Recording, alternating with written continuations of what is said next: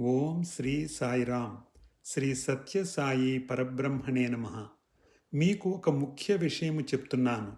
నిజానికి యోగాభ్యాసము గాని, తపస్సు గాని, యజ్ఞయాగాదులు గాని అసలు ఏమీ చేయనవసరము లేదు.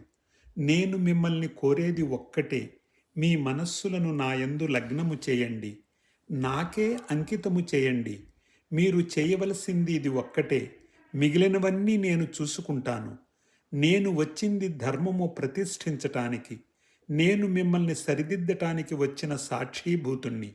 మీరు గమ్యం చేరే విషయములో సహకరించటానికే నేను వచ్చాను. నా తత్వము విభిన్నమైనది.